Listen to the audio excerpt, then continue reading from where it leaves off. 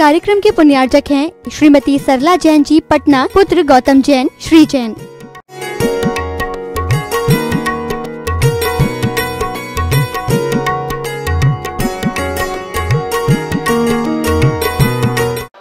ओम नमः सिद्धेभ्यः।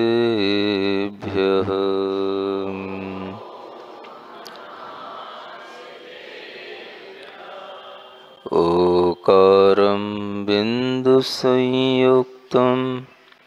नित्यं ध्यायन्ति योगिनः। कामदं मोक्षदं चैव ओंकाराय नमो नमः। अरहमित्यक्षरं ब्रह्म वाचकं परमेष्ठिनः। सिद्धचक्रस्य सद्बीजं सर्वतः प्रणमाम्यहम्। अनंतानंत सिद्ध परमेष्ठी भगवान की, देवादिदेव 1008 श्री मुनि सुब्रतनाथ भगवान की जय। वर्तमान शासन नायक श्री वर्धमान महावीर भगवान की जय। परम पूज्य आचार्य गुरुवर श्री विद्यासागर जी महाराज की, परम पूज्य मुनि श्री 108 प्रणम्य सागर जी महाराज की, मुनि संघ की। श्रावक के 60 आवश्यक कर्तव्यों की बात आपसे कल की थी, और उन आवश्यकों में पहला आवश्यक जो था, जिसे देव पूजा कहते हैं, उसके बारे में कल आपको विस्तार से कुछ बताया था। ऐसा समझ में आया कि आप लोग सुनते भी हैं और समझते भी हैं। श्रावक को अपने आवश्यकों का ज्ञान होना आवश्यक है, और श्रावक के लिए अगर अपने ही कर्तव्यों का ज्ञान नहीं होगा तो वह कभी भी श्रावक धर्म का निर्वाह नहीं कर पाएगा। प्रत्येक सुधी श्रावक को ये भीतर से एहसास होना चाहिए कि हम भले ही घर में रहते हैं, एक गृहस्थी का जीवन जीते हैं, लेकिन फिर भी हम तीर्थंकरों के तीर्थ में जी रहे हैं। और तीर्थंकरों का जो तीर्थ चल रहा है, जो उनका बताया हुआ मार्ग चल रहा है, हम उस मार्ग पर भी चलने की इच्छा करते हैं, क्योंकि तीर्थंकरों ने श्रावक धर्म का भी उपदेश दिया और श्रमण धर्म का भी उपदेश दिया। तो श्रावकों को भी अपने आवश्यक कर्तव्यों के बारे में जानकारी होनी चाहिए, और उसे बखूबी पालन करने का भी भाव होना ही चाहिए। आवश्यक का मतलब कल आपको बताया था कि अपने जो दिन भर के कार्यक्रम हैं, जो आपके लिए आवश्यक बने हुए हैं, उन्हीं के बीच में इन आवश्यकों को करने की चेष्टा करना और इनको भी आवश्यक जानना। वो आपके सांसारिक क्रियाकर्म के आवश्यक हैं, और ये आपकी धर्म वृद्धि के लिए आवश्यक कार्य हैं। जो अवश्य करने योग्य कार्य होते हैं उन्हें आवश्यक कहते हैं। क्या सुना? जो अवश्य करने योग्य कार्य होते हैं, माने जिन्हें हमें अवश्य निश्चित रूप से करना ही चाहिए, वो आवश्यक कार्य कहलाते हैं। तो अपनी अंतरात्मा में धर्म की वृद्धि के लिए आचार्यों ने श्रावकों के लिए 6 आवश्यक कार्य बताए, है ना। एक ऐसी क्रियाएं या जिन्हें हम कह सकते हैं एक ऐसे आवश्यक कर्तव्य, आवश्यक कर्म, 6 एसेंशियल ड्यूटीज जिन्हें हम कह सकते हैं, जिन्हें करने से हमारे अंदर धर्म मार्ग पर चलते रहने की अपने आप एक भावना बनी रहती है कि भाई हम गृहस्थ हैं तो कोई बात नहीं, इतने भी गृहस्थ होकर के भी कोई गिरे हुए लोग नहीं हैं, गृहस्थ हैं तो कोई पाप नहीं हो गया, गृहस्थ हैं तो भी हम धर्म तो कर सकते हैं, करते हैं और धर्म के मार्ग पर हम भी चल रहे हैं। तो इस तरह का जब भाव आपके अंदर आता है तो वह आपके इन आवश्यक कार्यों के माध्यम से आता है। तो आचार्यों ने पहला तो कहा देव पूजा और फिर दूसरा कहा गुरु उपासती। आज हम इसी पर बात करते हैं। गुरु उपासती माने गुरु की उपासना करना। अब जब हम गुरु की उपासना की बात करते हैं तो अगर हम इस शब्द को देखें तो उपासना का मतलब ही होता है, उपासना का मतलब होता है उप माने निकट में बैठ करके, उप माने निकट में और आसन माने होता है बैठना, इसको बोलते हैं उपासना। यानी जब आप गुरु के निकट बैठते हैं तो आप गुरु उपासना कर रहे होते हैं, आप उपासना के योग्य होते हैं। अब यही उपासना है, आप यहाँ बैठे हैं, प्रवचन सुन रहे हैं, गुरु के निकट आते हैं, ये आप क्या कर रहे हैं, ये गुरु उपासना हो जाती है। मानो आप कहीं दूर से भी चल करके आए हैं, चलो छुट्टी के दिन है, महाराज के दर्शन करके आते हैं, ये भी आपने क्या कर लिया, गुरु उपासना कर ली। उपासना का मतलब है कि उनके निकट पहुंचना। अब इस गुरु उपासना को अगर हम दूर भी रह करके इस कर्तव्य को करना चाहें तो उसके लिए आचार्य कहते हैं आप दूर रह करके भी गुरु के द्वारा कहे हुए बताए हुए मार्ग पर चलते हुए या उनके बताए हुए नियमों का पालन करते हुए आप दूर रह करके भी गुरु उपासना कर सकते हैं। यह गुरु उपासना का कार्य निरंतर चलता रहता है और इस उपासना को हम प्रत्यक्ष रूप में भी कर सकते हैं, परोक्ष रूप में भी कर सकते हैं। प्रत्यक्ष रूप में तो गुरु के समक्ष होने पर हो जाती है और परोक्ष रूप में भी जो गुरु के द्वारा बताया गया रास्ता है, ज्ञान है, उसका पालन करते हुए हम परोक्ष रूप में भी उस उपासना को कर पाते हैं। अब जब गुरु की बात आती है तो आपको ये भी स्मरण में रहना चाहिए कि गुरु कौन होते हैं, कैसे होते हैं और उन गुरु को किस रूप में स्मरण किया जाता है।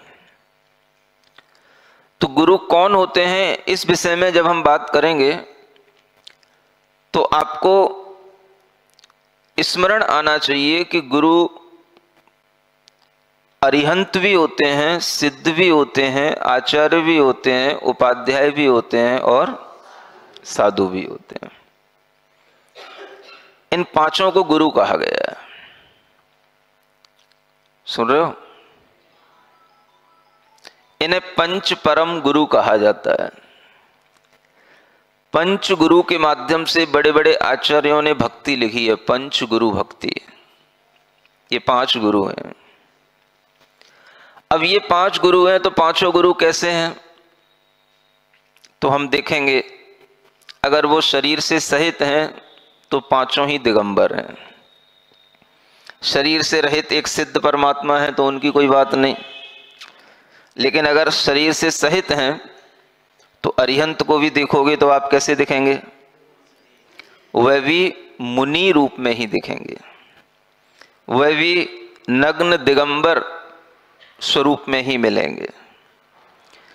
अगर आप आचार्य, उपाध्याय, साधु, परमेष्ठी को देखोगे तो तीनों का भी शरीर नग्न दिगंबर रूप में ही होगा। तो इससे इतना तो आपको समझ में आया कि गुरु कैसे होते हैं। जब हम पूछें गुरु कौन होते हैं, तो गुरु अरिहंत सिद्ध आदि 5 परमेष्ठी ही गुरु होते हैं। और जब हम कहते हैं गुरु कैसे होते हैं, तो नग्न दिगंबर गुरु होते हैं। और गुरु को हम कैसे निवेदन करते हैं, क्या हम उनके लिए संबोधन करते हैं, क्या भक्ति करने के लिए बोलते हैं, तो उनके लिए एक ही संबोधन का शब्द है जिसे हम नमोस्तु के रूप में कहते हैं। अब आप देखो, अरिहंत से लेकर के साधु परमेष्ठी तक 5 ही गुरुओं के लिए हम एक सा अभिवादन करते हैं। सुन रहे हो? 5 ही परमेष्ठी को हम पंच परम गुरु कहते हैं। 5 को ही हम एक जैसा आदर और एक जैसे भक्ति में एक समान भाव से जोड़ करके उनका वंदन करते हैं। पंच गुरु भक्ति में अरहत सिद्ध आचार्योपाध्याय सर्व साधुभ्यो नमः, ये पंच परमेष्ठी को नमस्कार करने वाला यह मंत्र, चाहे वह नमोकार के माध्यम से देखें या हम अलग से भी पढ़ें, तो आपको ज्ञात होगा कि पंच परमेष्ठी में नमो अरिहंताड़म से प्रारंभ करके नमो लोए सब्ब साहुड़म पर उसका समापन होता है। यानी 5 ही परमेष्ठी हमारे लिए एक समान रूप से पूज्य हैं। 5 ही परमेष्ठी हमारे गुरु हैं। और वह गुरु क्यों हैं? तो उनका वह नग्न दिगंबर रूप बाहर से होना और भीतर से भी वह निर्ग्रंथ होना, इन दोनों स्वरूप को धारण करने के कारण से वह गुरु की श्रेणी में आते हैं। जितनी वह बाहिरंग के साथ में नग्नता का आचरण करते हैं, उतना ही वह भीतर से भी कसायों से रहित होना, मिथ्यात्व आदि भावों से रहित होना, इन सबसे परे होने के कारण से वह भीतर से भी निर्ग्रंथ होते हैं। यानी उनका मन भी हर तरह के कसायों से, ईर्ष्याओं से, विपरीत भावों से दूर होता है। और इसी निर्ग्रंथता के कारण से हम उन्हें भीतर बाहर से एक मान करके उनका हम स्मरण करते हैं। तो पंच परम गुरु की भक्ति करने का नाम ही गुरु की उपासना होती है। अब जब आप कहोगे कि गुरु की उपासना में अरिहंत भी आ गए, सिद्ध भी आ गए, तो फिर अब आचार्य उपाध्याय की उपासना कर ली तो क्या अरिहंत सिद्ध की उपासना हो गई? अगर आप ये पूछो तो आप सोच सकते हो गई कि नहीं हो गई। अगर आप अरिहंत सिद्ध की उपासना करते हैं तो अरिहंत सिद्ध तो वर्तमान में आपके सामने है नहीं, वर्तमान में तो केवल जिन बिंब हैं। अगर हम कहें कि हमें चलते फिरते गुरु, साक्षात गुरु कहीं दिखाई देते हैं पंच परमेष्ठी में, तो कौन? तो आचार्य उपाध्याय साधु परमेष्ठी। यानी आपके दिमाग में यह होना चाहिए कि आचार्य उपाध्याय और साधु परमेष्ठी का दर्शन करना, यानी हमें पंच परमेष्ठी का दर्शन हो जाना है। आपके दिमाग में यह होना चाहिए कि हम भगवान की पूजा करते हैं, अच्छी बात है, हम जिन बिंबों को दर्शन करें, अच्छी बात है, लेकिन अगर कभी जिन बिंब का दर्शन न मिले और केवल गुरु दर्शन मिले तो भी हमारे अंदर अभाव नहीं खटकना चाहिए। ये अभाव आपके अंदर खटकता है। पढ़े लिखे लोगों में भी अभाव देखा जाता है। जो लोग स्वाध्याय किए हुए होते हैं, जिंदगी भर से पढ़ते हुए आते हैं, स्वाध्याय करते आते हैं, जीवन भर से पूजन आदि करते हुए आते हैं, उन्हें भी गुरु की इस महिमा का उनके अंदर एक विचार नहीं होता। पंच परमेष्ठी में अगर हमने आचार्य उपाध्याय साधु परमेष्ठी किसी का भी दर्शन कर लिया, किसी का भी वंदन कर लिया, तो हमने सब कुछ कर लिया, ये विचार नहीं आता। पढ़े लिखे श्रावकों में भी ये भाव रहता है, महाराज आज मंदिर नहीं मिला, आज दर्शन नहीं मिले, अब महाराज से ही कह देते हैं। समझ आ रहा है?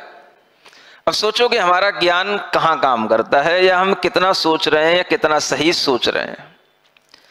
मंदिर में जो जिन बिंब हैं वो स्थापना निक्षेप से जिन बिंब हैं, वो अरिहंत के जिन बिंब हैं, लेकिन जो अरिहंत की तरह चलने फिरने वाले, अरिहंत की तरह अरिहंतों का ही उपदेश देने वाले, अरिहंतों के ही वचन को आत्मसात करके अपना जीवन आगे बढ़ाने वाले हैं, वह गुरु निर्ग्रंथ दिगंबर मुनि महाराज होते हैं।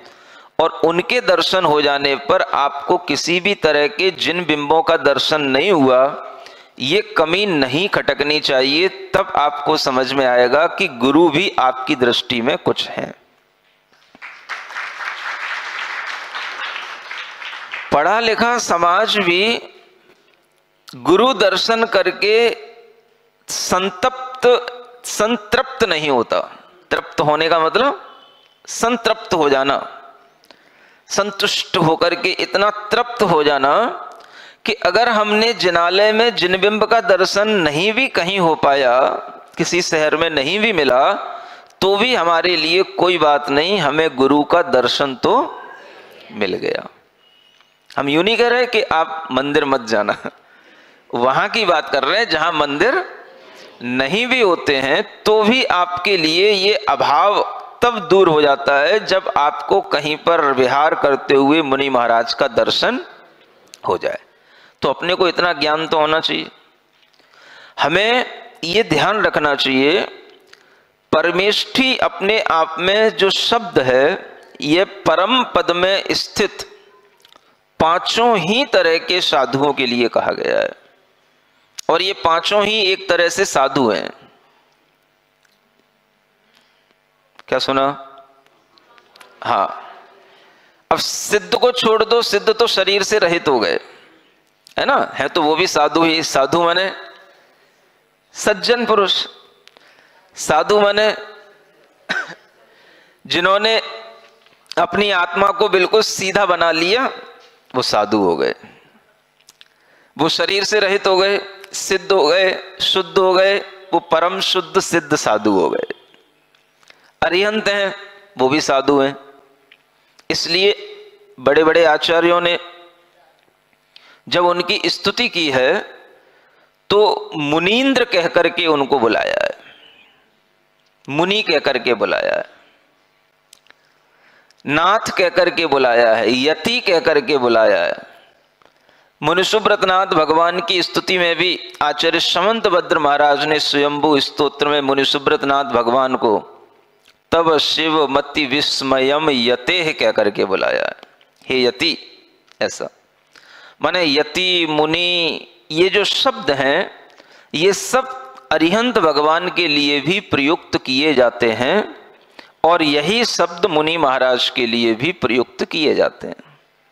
ये ज्ञान शायद पंच परमेष्ठी की आराधना करने वालों को भी होगा कि हमें पता नहीं, लगता नहीं है कि ये ज्ञान हो। यानी जैसे संबोधन अरिहंत परमेष्ठी के लिए हैं, वही संबोधन मुनि महाराज के लिए हैं। और जिस तरह का नमोस्तु निवेदन करने का भाव अरिहंत परमेष्ठी के लिए है, वैसा ही मुनि महाराज के लिए है। और ये भी कहा गया है कि जिस तरह से रत्नत्रय से युक्त अरिहंत की आत्मा है, उसी तरह से मुनि महाराज की आत्मा भी रत्नत्रय से युक्त होती है। इसलिए हम रत्नत्रय से युक्त उन आत्मा को नमस्कार करने के माध्यम से अपने अंदर धर्म की वृद्धि करते हैं।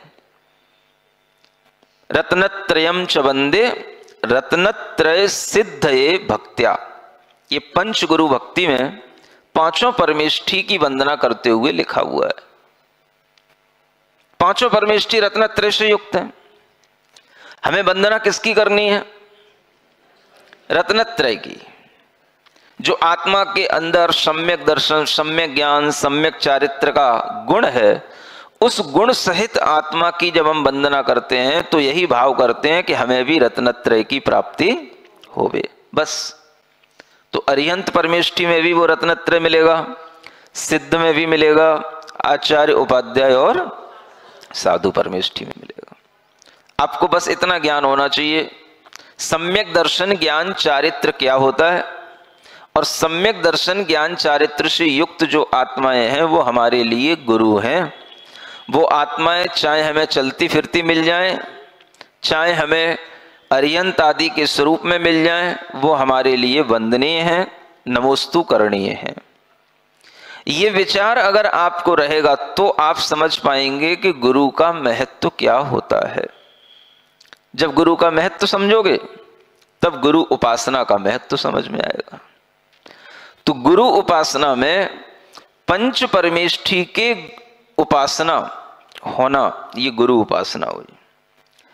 अब इस गुरु उपासना का महत्व आप ये देखें कि गुरु अपने आप में कितना दिव्य एक आलंबन है हमारे लिए, जिस आलंबन में हमें सब कुछ मिल जाता है। आचार्य कहते हैं संप्रत्यस्ति न केवली किल कलौ त्रैलोक्य चूड़ामणि तद वाचः परमासतेत्र भरते क्षेत्रे जगत द्योतिका। यह कहा जा रहा है संप्रति माने वर्तमान युग में, वर्तमान समय में, यहां पर अत्र केवली भगवान नहीं है। संप्रति अस्त्र न केवली किल कलौ माने इस कली काल में केवली भगवान नहीं है। फिर भी तदवाचः परम आसते, उनके परम वचन यहां पर हैं।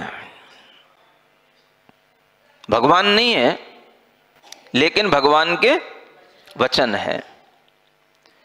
उन केवली भगवान के वचन आज भी जगत द्योतका, जगत को एक तरह से प्रकाशित करने वाले, जगत को एक तरह से अंधकार से दूर करके उजाले में लाने वाले, ऐसे जगत के लिए, जगत के प्राणियों के लिए प्रकाशमान करने वाले, उनके अंतरंग को अज्ञान अंधकार से वंचित करके उन्हें ज्ञान प्रकाश में लाने वाले वचन भगवान के आज भी है कि नहीं? तो अरिहंत भगवान नहीं है, केवली नहीं है, क्या है? केवली भगवान के वचन है। सुन लिया? ये 2 लाइनों का अर्थ हो गया। अब तीसरी लाइन में आचार्य कहते हैं सद रत्नत्रय धारिणो यतिवरा तासाम समालंबनम। चौथी लाइन में कहते हैं तत्पूजा जिन वाचि पूजन मतः साक्षात जिन्ह पूजित। रत्नत्रय को धारण करने वाले यतिवराह, मुनिवराह, ये किसका आलंबन लेते हैं? ये उन्हीं वचनों का आलंबन लेते हैं। यानी जो मुनि महाराज हैं, यो यति मुनि हैं, ये सब उन्हीं केवली भगवान के वचनों का आलंबन लिए हैं और उन केवली भगवान के वचनों का आलंबन लेने के कारण से ही वो मुनि बने हैं। इसलिए अगर हमने उन मुनि महाराज के दर्शन कर लिए, मुनि महाराज की पूजन कर ली, उनके वचन सुन लिए, तो आचार्य कहते हैं तदवाचि पूजन मतः, यानी उनके वचनों की पूजन कर लेने से, माने अरिहंत भगवान के वचनों का आलंबन लेने वाले मुनि महाराज की पूजन कर लेने से साक्षात जिन्ह पूजित, माने आपने साक्षात जिन भगवान की ही पूजा कर ली। सुन रहे हो? समझ में आ रहा है? नहीं आ रहा? मुनि महाराज की पूजन से जिन भगवान की पूजन कैसे हो जाएगी? है? मुनि महाराज की पूजन से तो गुरु उपासना नाम का दूसरा कर्तव्य होगा पूरा। जिन भगवान की पूजा करने का तो हमें पहला कर्तव्य अलग से करना है, दूसरा कर्तव्य अलग से करना है ना। अगर मुनि महाराज की पूजा कर ली तो जिन भगवान की पूजा कैसे हो गई? ये बात दिमाग में बैठना पढ़े लिखे लोगों के लिए मुश्किल का काम है। तत्पूजा, तत् मने उन मुनि महाराज की पूजा, जिन वाच पूजन मतः, जिनेन्द्र भगवान के वचनों की पूजा मानी गई है, और साक्षात जिन्हें पूजते, माने आपने साक्षात जिन भगवान की पूजा कर ली, क्योंकि उनमें जिनेन्द्र भगवान के वचन हैं और जिनेन्द्र भगवान के वचनों से ही जिनेन्द्र भगवान का संबंध है। तो इस तरह से तीनों का संबंध बनने का एक साक्षात रूप अगर सामने आता है तो वह मुनि महाराज का, गुरु महाराज का रूप सामने आता है। यह विचार अगर होगा तो आपको गुरु गुरु जैसे दिखाई देंगे। गुरु आपको भगवान की महिमा के साथ में दिखाई देंगे। गुरु का मूल्य आपके दिमाग में कुछ होगा, लेकिन अगर ये विचार, ये ज्ञान नहीं होगा तो आपको भगवान की प्रतिमा का तो महत्व होगा, लेकिन आपको गुरु का महत्व पता नहीं होगा। कई लोगों को अपने मंदिर से जितना लगाव रहता है, मंदिर में भगवान की प्रतिमा से जितना लगाव रहता है, उतना गुरु से लगाव नहीं रहता। समझ लेना, अपने अपने मन को टटोलना। हाँ, रहता है नहीं रहता है, मैं आपके लिए नहीं कह रहा हूं, मैं सबसे पूछ रहा हूं, सबके लिए कह रहा हूं।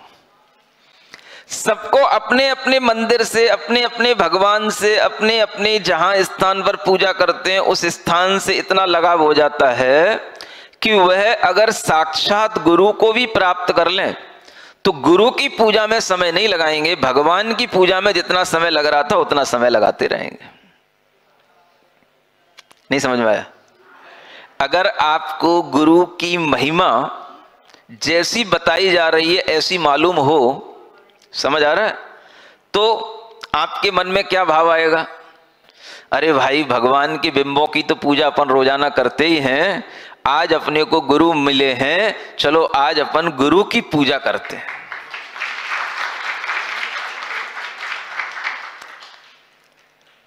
ऐसा मन में भाव आए तब समझ में आ सकता है कि हां, गुरु की भी महिमा आपके दिमाग में है।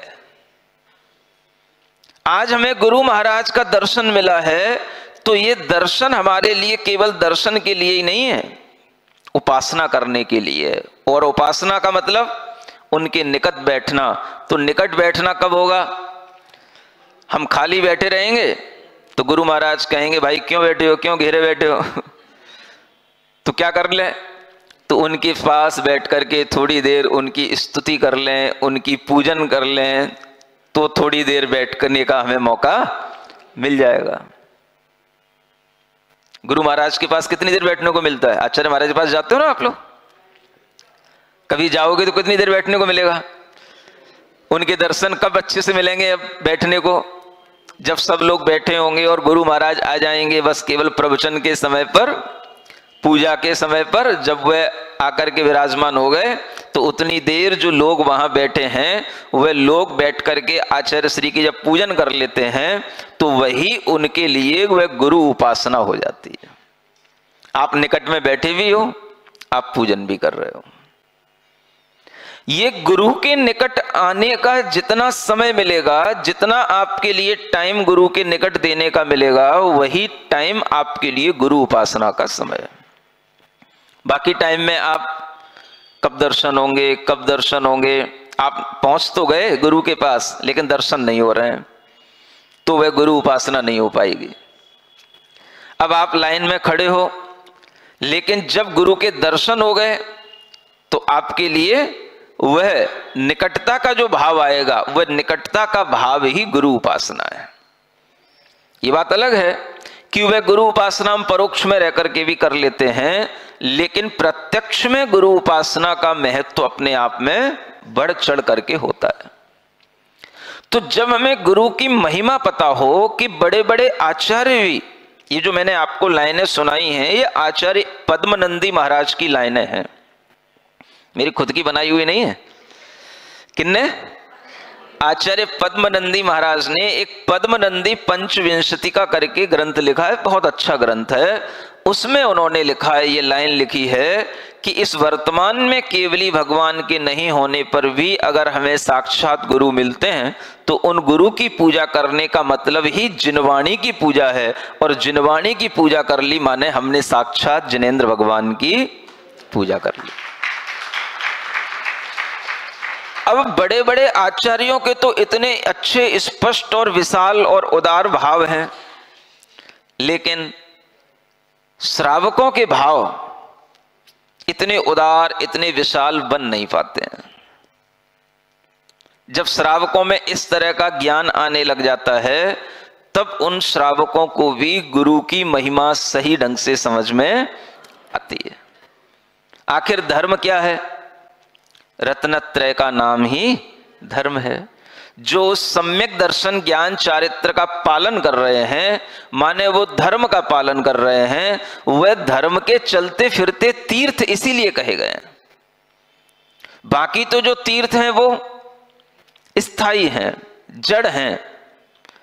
उन तीर्थों पर जाकर के हमारे अंदर परिवर्तन आए या न आए अलग बात है, लेकिन जो वास्तव में तीर्थ का प्रवाह बना करके रखे हैं, जिनके कारण से भगवान का तीर्थ आगे बढ़ रहा है, वे गुरुजन होते हैं, आचार्य होते हैं, जिनके कारण से धर्म का तीर्थ आगे बढ़ता चला जाता है।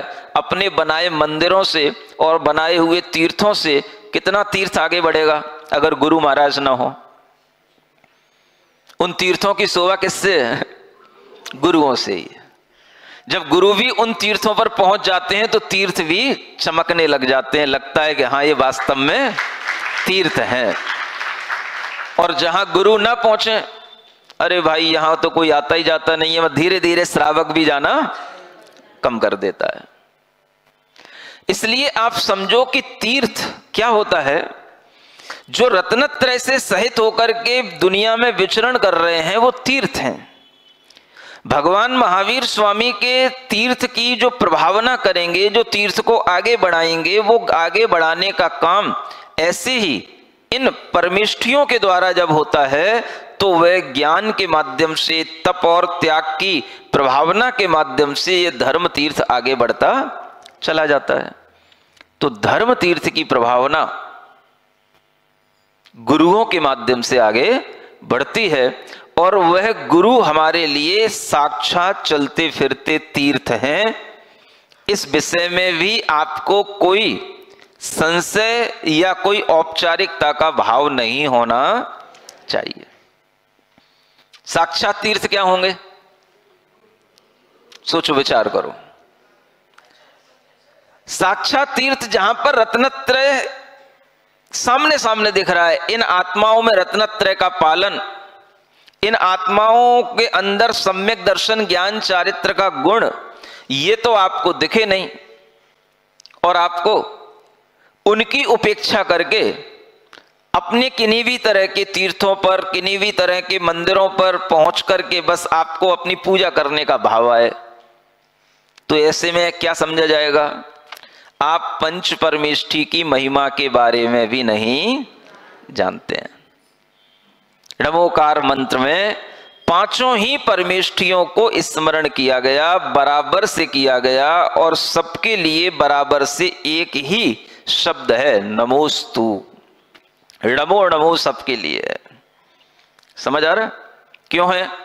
आपको पता होना चाहिए कि केवल जो निर्ग्रंथ होंगे, दिगंबर होंगे, रत्नत्रय की आराधना करने वाले होंगे, उनके लिए ही ये नमोस्तु का निवेदन है।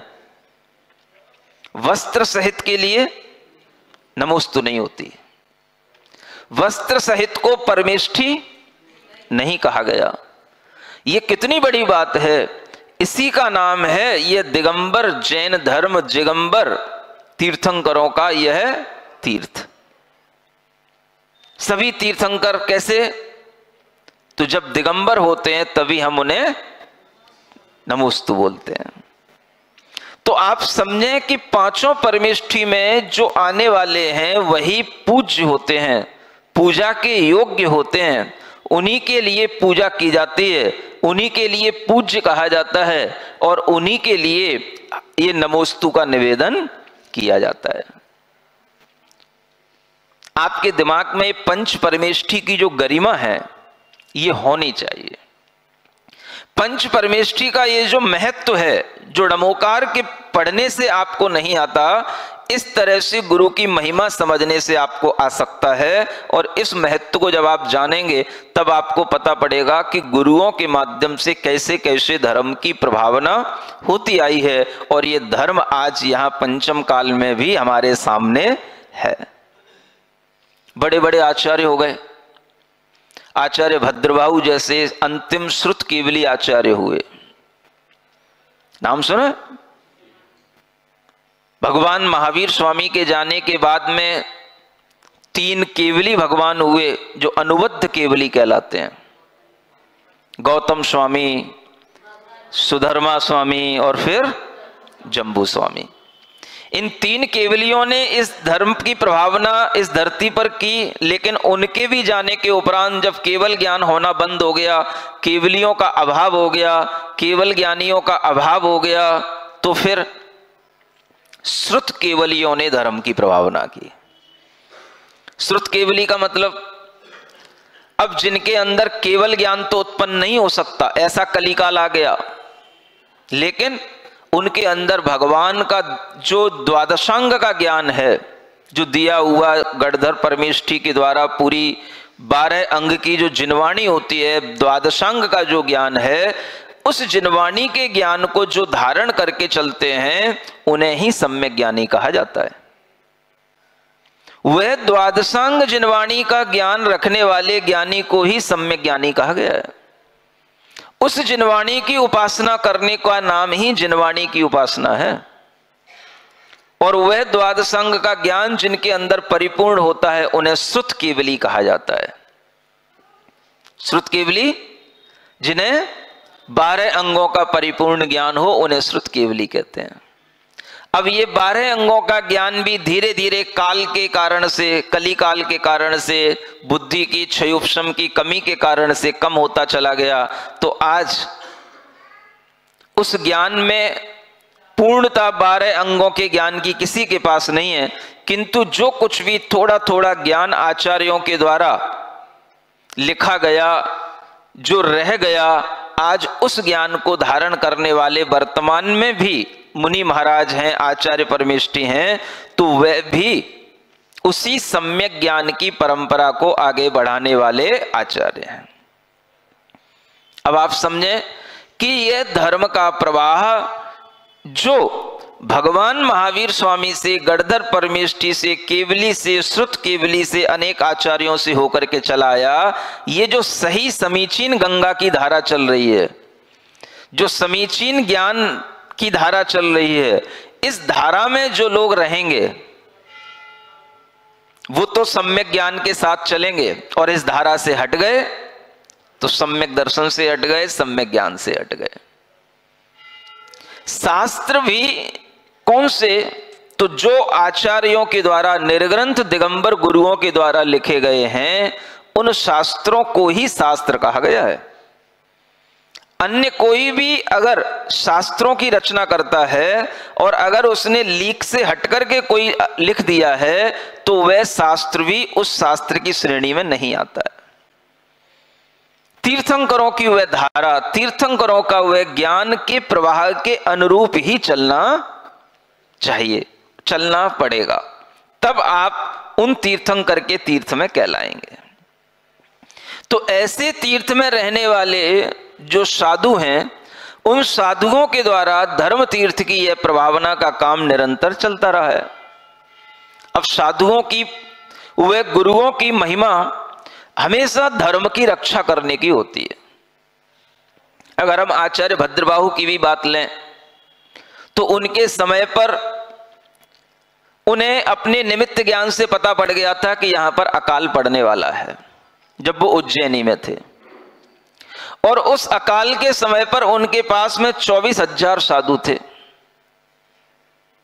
उन्होंने कुछ साधुओं को दक्षिण की ओर भेज दिया और कुछ को कहा कि सब जो दक्षिण की ओर जा रहे हैं वो जाएं, और जो दक्षिण की ओर जाते हुए किसी भी तरह से धीरे धीरे जाएं, लेकिन दक्षिण की ओर जाएं, क्योंकि यहां पर अगर रहेंगे तो आपकी चर्या का निर्वाह नहीं हो पाएगा।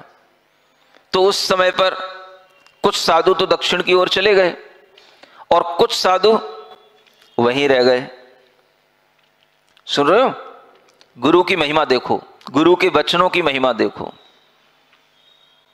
इसलिए जब हम भक्ति पढ़ते हैं तो आप लोग एक लाइन पढ़ते होगे, दुर्लभ गुरुमुख से वचन, दुर्लभ गुरु मुस्कान। क्या समझ में आया? दुर्लभ गुरुमुख से वचन, गुरुओं के मुख से वचन निकलना दुर्लभ होता है। और वह जब आचार्य भद्रबाहु महाराज ने कहा कि सब लोग दक्षिण की ओर चले जाएं, तो कुछ लोग श्रावकों की बातों में आ गए, गुरुओं की बातों में नहीं आए। कुछ साधु श्रावकों की बातों में आ गए, जिनके साथ में कुछ ऐसे श्रावक थे जिन्होंने कहा, महाराज मेरे पास तो गोदाम की गोदामें भरी पड़ी हैं, धान्य की अन्न की कहीं कोई कमी नहीं है, आप यहीं रुको, हम आपके भक्त हैं, आपकी सारी परिचर्या कराएंगे, आपको यहीं को रुकना चाहिए। और वह गुरु की बात को नहीं माने, श्रावक की बात को मान लिए, तो वो वहीं रुक गए। नतीजा क्या निकला? धीरे धीरे धीरे धीरे करके जब वह अकाल का प्रकोप बढ़ा तो सारे गोदाम खाली हो गए। खुद कोई खाने को नहीं है तो गुरु को क्या खिलाओगे? सारे भंडारे खाली हो गए, धन धान्य से सब लोग रिक्त होने लग गए। 12 साल बहुत बड़ी चीज होती है, चारों तरफ हाहाकार मचने लग गई। अब वो ना वहां से कहीं जा सकते हैं, ना कहीं आगे बढ़ सकते हैं, अब उन्हें वहां रहना मजबूरी बन गई। तो बस उन्हीं श्रावकों के कहने में आकर और उस तरह की परिस्थिति को देखकर एक शिथिलाचार ऐसा पनपा कि वह एक अलग पंथ ही बन गया। जो निर्ग्रंथ थे उन्हें कपड़े स्वीकार करने पड़े, जो हाथों में भोजन लेते थे उन्हें कटोरा स्वीकार, बर्तन स्वीकार करने पड़े, जिन्हें हाथों में हमेशा पिच्छी से ही अपना काम चलाना पड़ता था उन्हें हाथों में डंडे लेने पड़े, क्योंकि वो ऐसा कलिकाल आ गया। भोजन करने जा रहे हो, रास्ते में कोई भी मिल जाएगा, छीन लेगा, ऐसी हाहाकार मची थी। कहीं पर भोजन करके आना या भोजन लेकर के आना और सुरक्षित स्थान पर कर लेना, ये एक प्रथा बनने लग गई। और वह प्रथा बन गई तो चल गई। तो जितने लोगों ने आचार्य भद्रबाहु की बात नहीं मानी, उन्हें आखिरतः उस दिगंबर रूप से हटना ही पड़ा। और जो लोग उधर चले गए दक्षिण भारत में, उनके उस दिगंबर धर्म का निर्वाह आराम से होता रहा और वह दिगंबर धर्म की प्रभावना बनी रही। और इसीलिए कहा गया, चंद्रगुप्त ने एक स्वप्न देखा था कि दक्षिण में धर्म बचेगा, माने इस धरती पर सब जगह सूखा रहेगा, लेकिन कलिकाल में भी दक्षिण में धर्म रहेगा, धर्म बचेगा। तो उन आचार्यों ने दक्षिण में उस धर्म को बचाया। ये बात अलग है कि आज हमारे सामने इस भूमंडल पर दक्षिण के जन्म लिए हुए आचार्य होकर के भी उत्तर भारत में आज धर्म की प्रभावना कर रहे हैं। ये इस पंचम काल का अतिशय का काल समझो अभी इसका, समझ में आ रहा है? हाँ, उन्हीं आचार्य महाराज के लिए कह रहा हूं कि जो आज दक्षिण में जन्म लेने के उपरांत भी इस मध्य प्रदेश को और इस आसपास के इलाके को इतना धर्म से ओतप्रोत कर दिए कि आज ऐसा लग रहा है कि जैसे मध्य भारत में धर्म है तो मानो सब जगह धर्म है। और इस धर्म की प्रभावना में ऐसे गुरुओं की प्रभावना के माध्यम से ही धर्म का प्रवाह कभी दक्षिण में रह जाता है तो कभी उत्तर भी आ जाता है, कभी उत्तर में से कम हो जाता है तो केवल कभी दक्षिण में भी रह जाता है। इस तरह से धर्म का प्रवाह पंचम काल में चलता रहता है। यह डिपेंड करता है गुरुओं की अपनी तप शक्ति पर और निर्भर करता है उन गुरुओं के उस पुण्य की प्रभावना पर। आज इस पंचम काल में अपने को जैसे आचार्य महाराज जैसे एक गुरु मिले, इन गुरु के कारण से ही यह धर्म की प्रभावना आज आप देखते हो चरम पर है। और इस तरह की प्रभावना में धर्म तीर्थ की आगे वृद्धि करने में जो गुरु कारण होते हैं, तो गुरु की पूजा कर लेने से ही तीर्थ की पूजा हो गई। बाकी के ये जो तीर्थ हैं ये तो सब व्यवहार से तीर्थ कहलाते हैं। सुन रहे हो? ये तो सब ईंट पत्थरों के तीर्थ हैं, व्यवहार से तीर्थ हैं। सच्चा तीर्थ क्या होता है? रत्नत्रय से युक्त आत्मा ही सच्चा निश्चय से तीर्थ है। और वह तीर्थ जहां हो वहां किसी और तीर्थ की कोई भी फिर महिमा रह नहीं जाती है। वही सबसे बड़ा तीर्थ कहा गया है। अब आप सोचो, जब आपके सामने ऐसे गुरु आ जाते हैं तब भी आप उन गुरु को छोड़ करके, महाराज हम कहां जा रहे हैं? तीर्थ यात्रा पे जा रहे हैं। सुन रहे हो? कहां जा रहे हो? तीर्थ यात्रा पे जा रहे हैं। अब आप सोचो कि हम क्या कह करके जाते हैं गुरु से तीर्थ यात्रा पे जा रहे हैं। कौन सी तीर्थ की यात्रा पे जा रहे हो आप? क्या मिलेगा उस तीर्थ यात्रा पर? और उस तीर्थ यात्रा का प्रयोजन आपके लिए क्या सिद्ध होगा? बस हम एक बार यात्रा कर आए, घूम आए, इसलिए बस इतना ही हमारे लिए सिद्धि रहती है। अगर आपको धर्म का मतलब समझ में आता होता, तीर्थ का वास्तविक मायना समझ में आता होता, तो आप कभी गुरु को छोड़ करके तीर्थ यात्रा पर जा ही नहीं सकते। अरे भाई, तीर्थ कहां चले जाएंगे? तीर्थ जहां वहीं रहेंगे। गुरु हैं तो उनसे बढ़कर के और क्या तीर्थ होगा? ये विचार आज समाज में पढ़े लिखे लोग जो जीवन भर से पूजा करते आ रहे हैं, जीवन भर से मुनियों का सानिध्य लेते आ रहे हैं, उनके दिमाग में भी इतने लेवल तक का विचार नहीं आ पाता और वे अपनी टिकट कटाते रहते हैं। महाराज शहर में आ जाते हैं और जिनको टिकट कटानी है अपनी टिकटें बनवाते रहते हैं।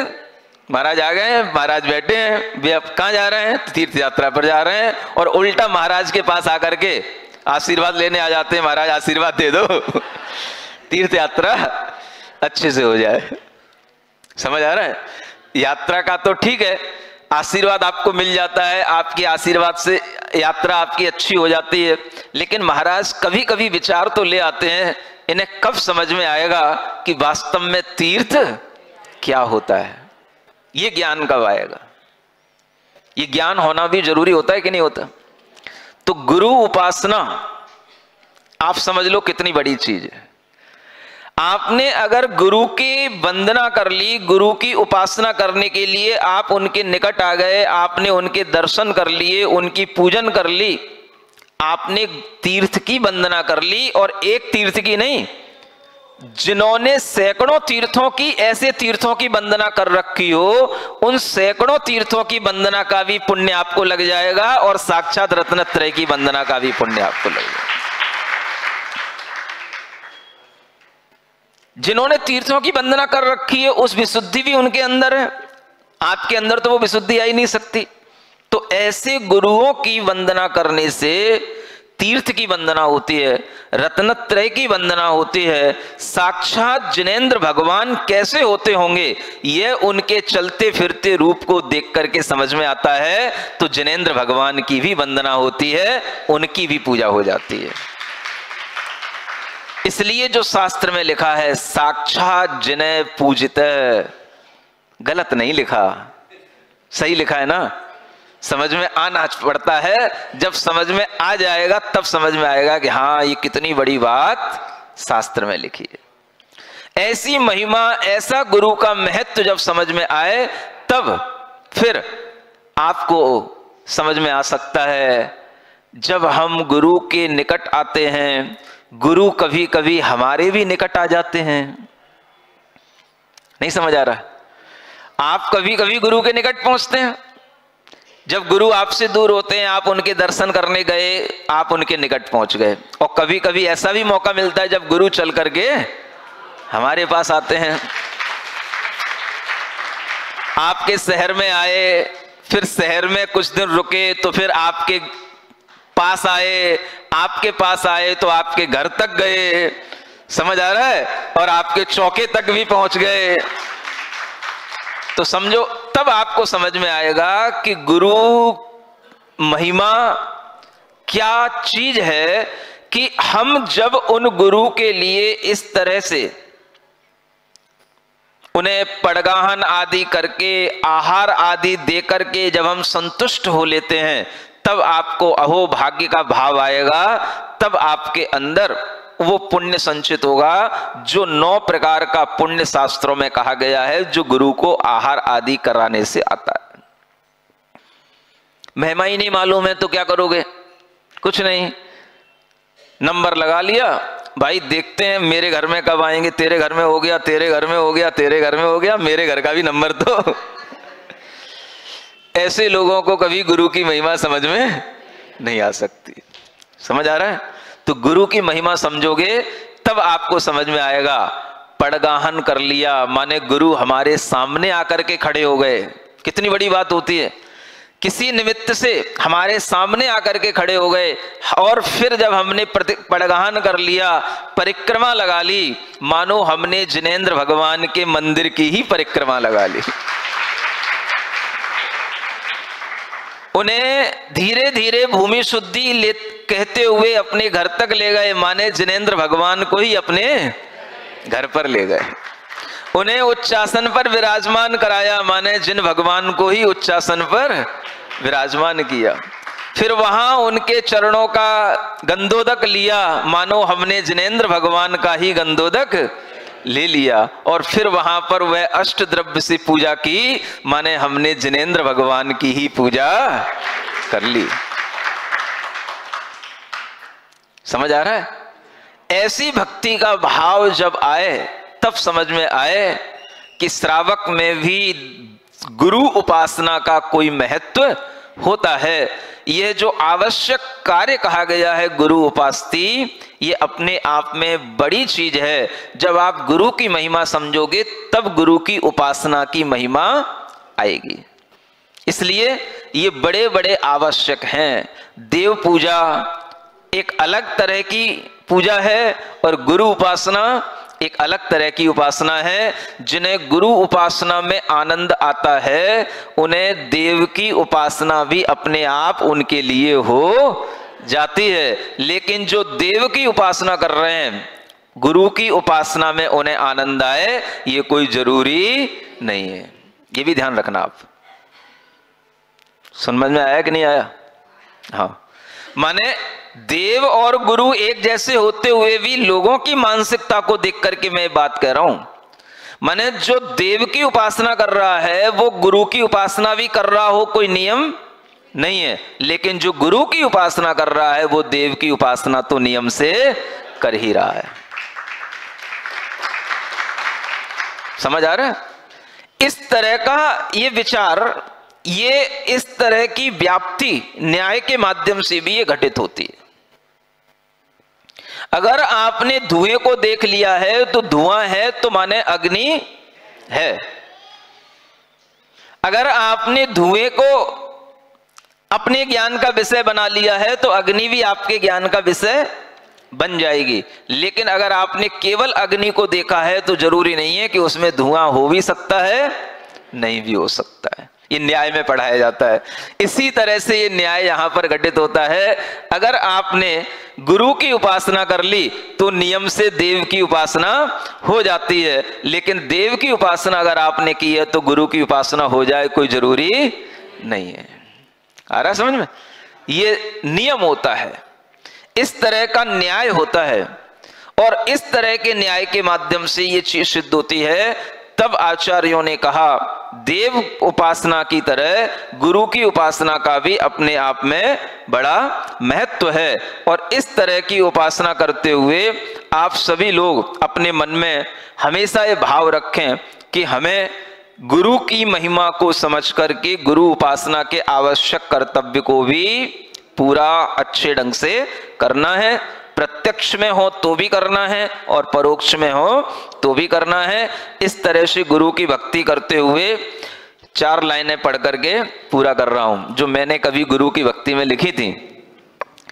मेरे गुरु हैं महा, इनसा जग में कहाँ। मेरे गुरु हैं महा, इनसा जग में कहाँ। पाया जब से दर्श, हुआ सम्यक दर्श।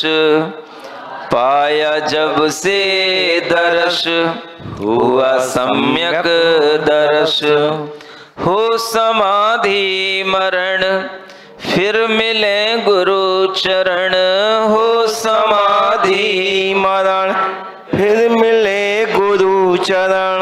एक यही कामना कर चले हैं, हम इन्हीं के हो गए हैं।